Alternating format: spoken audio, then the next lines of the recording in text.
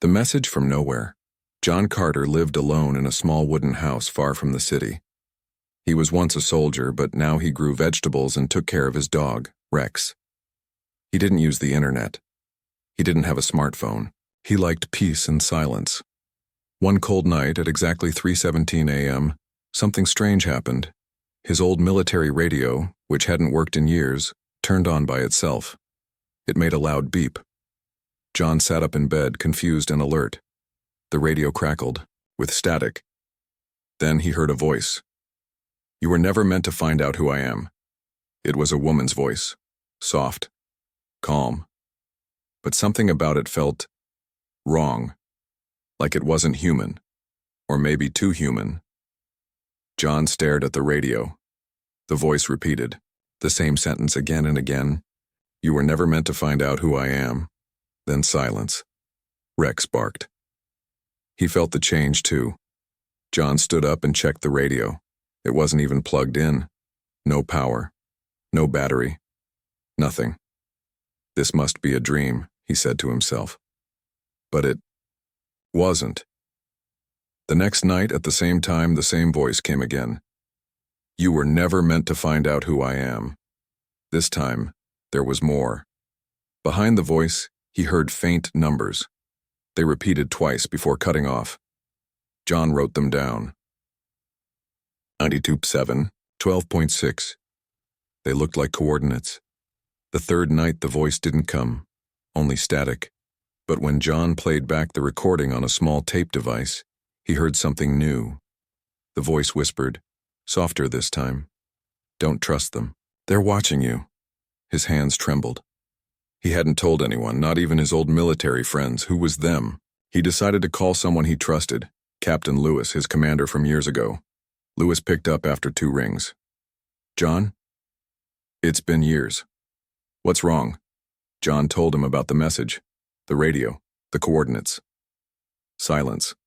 Then Lewis said, "Don't follow it, forget this, destroy the radio, I'm warning you." "You know something, don't you?" "John, please, for your own safety. Drop it." The call ended. John stared at the phone. His fingers tightened into a fist. "No," he said. "I've followed orders long enough." The next morning he prepared for the journey. He packed food, water, and his old sidearm. He looked at the map. The coordinates pointed to a remote forest in Montana, hundreds of miles away. Nothing there. No towns, no roads. But something inside him pulled him toward it. As he closed the door behind him, he looked back at Rex. The dog tilted his head as if saying, "Are you sure?" John nodded. "I have to know." He didn't drive fast. He drove carefully. The roads were empty. His mind kept repeating the voice's words. "You were never meant to find out who I am." What did it mean? Was it a warning? A secret? A trap?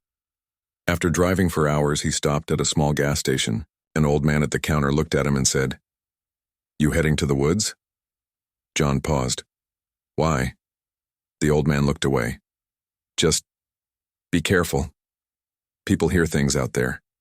Things they shouldn't." John paid and left. His heart beat faster now.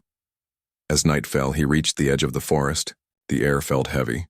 The trees were tall, like soldiers watching him. He parked the truck and checked his compass. The coordinates were a few miles in. He walked slowly. Each step crunched on dead leaves. He could hear nothing but wind and his own breath. Then he heard it, the same voice, not from the radio this time, but from the trees. "You were never meant to find out who I am." He turned. No one was there. Then the voice whispered, closer this time, "You came anyway." John pulled out his flashlight and shined it in all directions. Nothing, just trees. But he wasn't alone. He knew it. Something was watching and waiting. The forest that remembers. John Carter stood at the edge of the dark forest, the cold wind biting at his face. The last words still echoed in his ears. "You came anyway." No radio. No speakers. The voice had spoken from nowhere. Or everywhere. John held his flashlight tight. Its narrow beam cut through the trees but only showed shadows and mist. His soldier's mind told him to stay alert. Something was wrong here. Something was watching. but not with eyes. It felt older than that. Deeper. The GPS beeped. He was less than a mile from the exact coordinates. He stepped forward. Each footstep sounded too loud. The ground was wet, soft, as if it had recently rained, but the sky had been clear. The deeper he walked, the stranger things became. The trees were too straight, too perfect, lined like fences, as if grown on command. And the forest was silent. No birds, no insects, not even wind. He stopped when he saw the symbol, a circle carved deep into a tree bark with 3 lines cutting through it. Not fresh, old, but not weathered. It looked like a warning or maybe a lock. He touched it. It felt warm. Behind him, branches snapped. He turned quickly, raising his flashlight and weapon. Nothing, just air. But when he turned back, the symbol on the tree was gone. Gone. Just plain bark now. He took a step back, breathing faster. This place is playing tricks, he whispered. Suddenly, he heard whispers. Soft, many voices, all saying different things. None of it clear, like wine speaking in 1,000 broken languages. He raised the radio to record, but the radio crackled, and then a voice came through. It was his own voice. I told you not to come here. You weren't ready. Turn back. John's blood froze. He didn't say that. He never recorded that. The whispering stopped. Then, a sound. Something sharp, like metal dragging across stone. He followed it. Soon, he reached a clearing. In the center was a massive black object, half buried in the ground. Shaped like a long capsule or pod, covered in symbols. Not human language. He approached carefully. The surface shimmered like oil and glass. He reached out and touched it. His vision exploded. In a flash, he saw fire. Stars falling, cities torn apart, shadows moving through space. He saw a face, her face.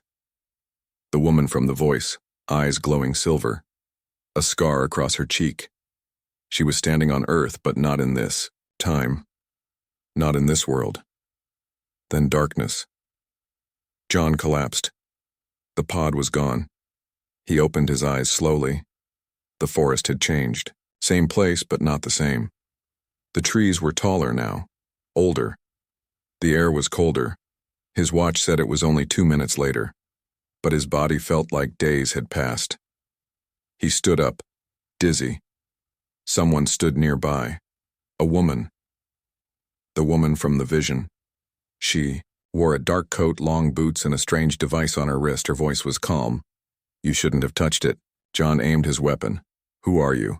What is this place? She didn't move. This forest remembers.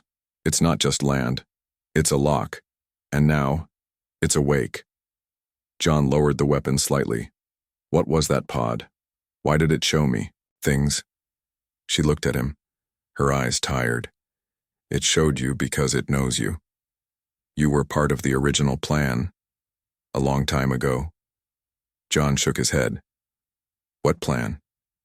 She stepped closer and said slowly, You were never meant to find out who I am because you were part of the team that buried me here. Silence. John stepped back. What are you talking about? I've never seen you before. She looked down, then back up. They erased your memory. After the war. After the truth. But you were there. The last day. Before the gate closed. John's hands trembled. What are you? She smiled sadly. Not human. Not fully. Not anymore. Suddenly a loud boom shook the forest. Lights appeared in the sky. Not helicopters. Not drones. Ships. Hovering. Silent. Shaped like knives in the sky. The woman grabbed his arm. They found us. You need to decide right now. Stay with them. Or help me finish what you started. John looked at the ships, then at her. Then, he asked the one question he feared most. What did I start? What did I start? John Carter stood frozen, surrounded by giant trees and shadows, staring up at the silent ships in the sky. Their edges shimmered like blades made of light. They didn't move. They didn't make a sound. They just hovered, watching. The woman beside him, the one whose voice haunted his dreams, didn't blink. They followed the signal, she said. Your touch woke up the lock. Now they know we're both here. You still haven't told me who they are, John said. They're not aliens, she whispered. They're worse.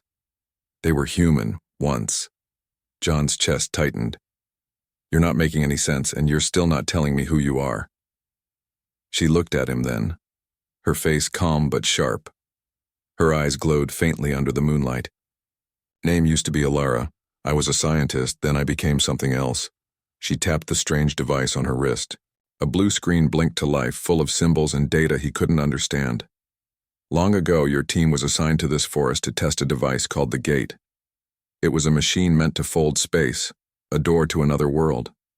Another time. The first test failed. Badly. John took a step back. What kind of test? Alara looked up at the sky, at the ships, the kind that changed people into weapons. He felt cold all over. I don't remember any of this, he said. They didn't want you to, she replied. After the experiment went wrong, your whole team was wiped, or so they thought. But you lived, and you saw me. You saw what I became. John's voice was barely a whisper. And what did you become? Alara looked down, her hands clenched. Half human, half code. The Gate didn't just send me through space. It changed me, copied me, fractured me. John stepped closer, confused and afraid. If you're not fully human, then why are you helping me? Because you helped me first, she said. You were the one who shut down the Gate. You stayed behind to make sure I survived. Even when the others ran, John's head was spinning. Why don't I remember any of this? They locked it away. Deep in your mind. Used the same tech to make sure you could never access it. But your instincts remained. That's why you kept the radio. That's why you came back. He stared at her, heart pounding. Above them, one of the ships suddenly moved. Fast, like a falling star. It zipped down through the trees, stopping just above the ground. A bright beam of light shot out, scanning the area. We have to go, Alara said. She pulled him toward a hidden path behind a thick line of trees. They ran. Branches scratched their arms. The light behind them followed. John didn't know where they were going, but he trusted her, even if she wasn't human anymore. There was something familiar in the way she moved. Like a soldier. Like someone who had once fought beside him. After a few minutes, they reached a deep cave hidden behind a curtain of moss and rock. Alara pressed her hand to a small panel. The rock split open with a hiss. Inside, metal walls, dim lights, and cold air. A hidden bunker. John stepped in, amazed. This was ours, she said. Part of the old base. Forgotten by time. Forgotten by you. They entered the control room. Dusty screens flickered as they powered on. Old files loaded, logs, missions, names. He saw a file with his own name. Carter, John. Rank, Special Recon. Mission, Gate Unit. Status, memory locked. You were their last key, Alara said. Your memory holds the location of the backup gate, the one they couldn't destroy. Why would they need a backup? He asked. Because the first one wasn't a failure, she said slowly. It was a test. And now, they want to open the real gate. John's heart dropped. Why? Alara turned to him. To bring something. Through. He stared at her. Bring what through? The screen behind her flashed. A shape appeared. Tall, thin, not human. Glowing eyes. Sharp limbs. A voice played from the speakers. One from an old mission log. We made contact. It's not alone. It wants entry. And it promises power. Alara whispered. They made a deal, long ago. And now they want to finish it. John sat down, overwhelmed. What do we do? She stared at him, her voice calm but serious. You have to unlock your memory. Find the location. Stop them. If they open that gate again, Earth won't survive it. John looked into her eyes, remembering that strange connection, that echo in his soul. How do I unlock it? Ilara held up a small device. Sharp. Silver. Full of light. You let me inside your mind, she said. John took a deep breath, then nodded. Fragments of the forgotten John sat still in the bunker's control room, the silver device glowing in Ilara's hands. It looked like a needle made of light, alive, humming softly. The room was filled with quiet beeping and low static from the old machines around them. Somewhere far above, the ships still watched. Once I place this on your temple, Ilara said, you'll feel pain, confusion. Your mind will resist the memory. It's been locked for too long. John clenched his fists. Just do it. She hesitated. Her eyes softened for a moment. Some memories change who you are forever. John looked her dead in the eyes. I need to know what I did. Ilara pressed the device to his temple. It clicked, his body tensed, then jerked backward, and then darkness, followed by flashes, screaming. He saw boots stomping through mud, soldiers yelling, lightning in the sky, a giant steel ring, humming, glowing, spinning. He was back there. The gate. It was active, unstable. His team surrounded it.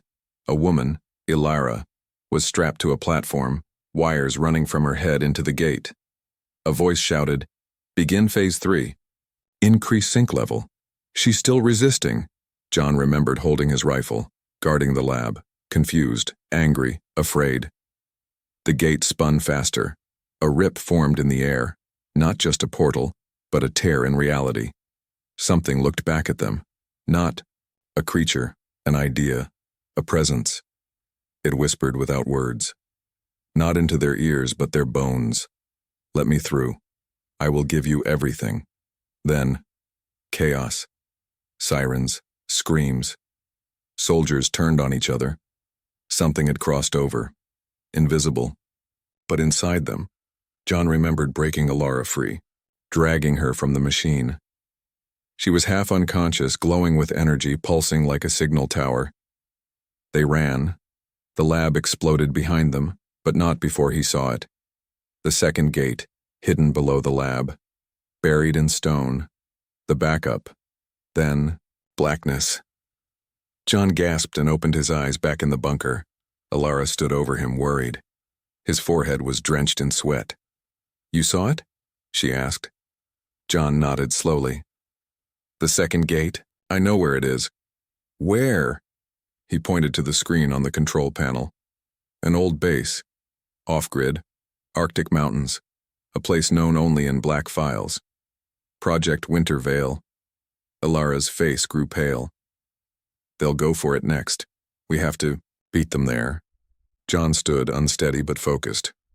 How long do we have? Not long, she said. They've probably already moved. Just then the bunker's warning system buzzed, motion detected, entry point breached. John grabbed his weapon. How did they find us? Your mind isn't the only thing they touched, she said. They might have been watching since the moment you woke the signal. The walls shook. Dust fell from the ceiling. Outside they heard metallic footsteps. But not walking, floating, sliding, like machines that had forgotten how to be human. Ilara pulled up a screen. Drone footage showed 3 figures approaching, the bunker. Not ships, not soldiers, reclaimers. Men once human, now something else. Fused with alien tech, their eyes replaced by black glass, hands turned into weapons. They're here to erase us, Ilara said. John checked his ammo. Not much. Can we escape? Ilara nodded. There's a tunnel, leads to an old railway track. We take that north. Before they left, Ilara pulled a small crystal from a hidden drawer. What's that? John asked. A piece of the original gate, she whispered. A living fragment. It's drawn to you. Why? Because you were marked, that day, at the lab. The gate didn't just show you something, it chose you. John felt cold inside, like his own body was no longer fully his. They ran through the tunnel. Behind them, the bunker lit up with red lights. The reclaimers broke in, scanning every trace. But John and Alara were gone, already deep beneath the forest. They followed the old tracks north, deeper into the frozen world. As they traveled, John asked, "If I helped stop the gate before, what makes you think I can do it again?" Alara looked at him, serious. "Because this time, they have a key." "A key?" She nodded. "Someone else survived. Someone from your team." They switched sides. John's heart dropped. "Who?" Her voice was low. "Your commander." "Lewis." Silence. John stared ahead as the tunnel curved into shadow. The man who never left, the old railway tunnel, was dark and cold. Every step echoed like a gunshot. John Carter walked beside Alara, the woman who had once been human, now something more. The tunnel stretched on for miles, abandoned since the war. Their breath was visible in the freezing air. Ahead, the light from Alara's wrist device guided them forward. Behind them, the sounds of the reclaimers had faded, for now. But John's thoughts weren't on the danger behind. They were on Lewis. "He was like a father to me," John said quietly. "After my real one died, he trained me, led me through war, saved my life more than once." Alara looked ahead, "And now he's the one trying to end it." John didn't want to believe it, but deep down something in him had always felt off. When Lewis told him to destroy the radio, when he refused to explain the gate project, it all made sense now. "Why would he join them?" John asked. Alara paused. "Because they offered him what he lost: control. After the project failed, he was blamed, demoted, pushed out. They told him humanity needed to evolve, that Earth's time was running out. And he believed them." John clenched his fists. "So he sold out our entire species?" "No," Alara said. "He thinks he's saving it." They reached the tunnel's end. A metal hatch blocked the way. Alara scanned. "It." The door slid open, revealing snow, ice, and a frozen forest beyond. "We're close," she said. "The backup gate is buried under Mount Solace, hidden inside the ruins of Base 9. John remembered the place. Cold winds, long nights, secret missions. He had trained there. They moved quickly through the snow, climbing the icy hills in silence. As they approached the base, old fences and watchtowers came into view, broken, rusted, forgotten, until now. Suddenly, Alara stopped. "Look." A thin trail of smoke rose in the distance. Just beyond the hill, John pulled out binoculars from his gear, focused in. His chest tightened. Soldiers, not government, private tech mercs, fully armed, guarding a massive drill site, trucks, power cables, and above it all, a structure wrapped in scaffolding. The gate. They were already rebuilding it. John lowered the binoculars. "We're too late." "Not yet," Alara said. "They haven't powered it. They need something first." John looked at her. "What?" She reached into her coat and showed him the crystal again. "This. What is it really?" he asked. "The seed of the original gate. It's the final piece. Without it, they can't stabilize the passage." John looked back at the hill. "So we go in. Stop the activation. And what, destroy everything?" Alara nodded. "If we don't, they'll bring it through. And this time, it won't leave." They planned quickly. Alara would enter through the frozen water tunnel system. John would go in from above. They had one shot. As John moved into position, he spotted a familiar silhouette on the command deck above the gate. Lewis, older now, beard gray, coat black. Still tall, still sharp-eyed, surrounded by drones and guards. John's blood boiled. He crawled through the broken ventilation shafts. Every creak made his heart pound. Finally, he reached a control room overlooking the chamber. Then he heard a voice. "I knew you'd come." Lewis stood behind him, gun drawn. "Drop it, son." John turned, hands raised. "Why, Lewis? Why do this?" Lewis stepped closer. Because we've already lost. The planet's dying. The wars never end. Governments fall. Machines rise. We had one chance. The gate. They offered us survival. Evolution. You mean slavery? John spat. Lewis sighed. You still don't get it. This isn't about you. It never was. John looked him in the eyes. Then why did you lock my memories? Why erase me? Lewis hesitated. Because you chose her. You chose them. John blinked. What? You bonded with the gate. With Ilara. She's not what you think. She's a message, a piece of what's coming. You were supposed to destroy her. Instead, you protected her. You failed your mission. John's voice was cold now. Maybe I failed your mission, but I chose the right side. Lewis raised his weapon. You won't stop this. But before he could shoot, the lights flickered, sirens blared. From below, Ilara's voice came through the system. You should have erased more than his memories. An explosion rocked the base. Ilara had breached the main core. John tackled Lewis. They fought hard. 2 trained soldiers, years of experience in every move. John was faster now, stronger. Maybe the gate had changed him too. He overpowered Lewis. Knocking him unconscious, he looked down at his old commander. Sad. Angry. Broken. Then he ran. Joined Ilara by the main chamber. The gate was humming now, pulsing with light. It's waking up, Ilara said. We have seconds. She handed John the crystal. Only you can finish this. How? You give it back and close the loop. He stepped forward. The gate began to open. A shape moved. Inside, tall, silent, shifting like smoke and shadow. John raised the crystal, and everything stopped. The voice beyond the gate stood tall in front of John Carter, humming like a storm held between walls. Blue-white light poured from its center, not like sunlight, but like something deeper, colder, timeless. Ilara stood beside him, blood on her face, one hand gripping her side. The battle in the base had taken its toll, but she never stopped moving. You have to do it now, she said, voice shaking. Before it fully opens. John held the crystal tight in his hand. It pulsed with energy like it was alive. It wanted to return to the gate. But John hesitated. What if we're wrong? He asked. What if this really is the next step? For humanity? Ilara looked at him. Then we burn as gods instead of dying as men. A strange wind rose inside the chamber, but it wasn't air. It was sound, a low whisper that didn't pass through ears. It passed through bones. A voice. John Carter. He turned toward the gate. Something inside was forming. A figure.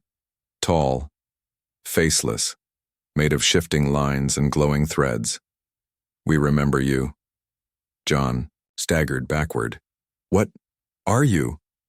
The figure stepped forward, still inside the gate, but closer now. We are what comes after. We are the solution to the weakness of flesh, time, and death. Ilara shouted, Don't listen to it! But the voice was already in John's head. You opened the gate once. You saw beyond the stars. We gave you a gift. And they took it from you. Memories flashed in John's mind. Not just the experiment, but the aftermath. Men dying. Screaming. Lewis dragging him out. Doctors forcing drugs into his veins. Scientists arguing about how much to erase. They feared you, the voice said. Because you touched us. Because we touched you. John's heart raced. He could feel something in his blood. Like a second rhythm. Not human, but familiar. What do you want? He asked. The voice answered with calm certainty. To finish what you started. The gate pulsed harder. Electricity cracked through. The air. The figure extended a hand. Not threatening, inviting. Step through. Become what you were always meant to be. John's hand dropped to his side. He was frozen. Pulled between two worlds. Behind him, Ilara coughed, then said something he didn't expect. It's not lying, John turned. What? You did change. When you touched the gate years ago, part of it stayed with you.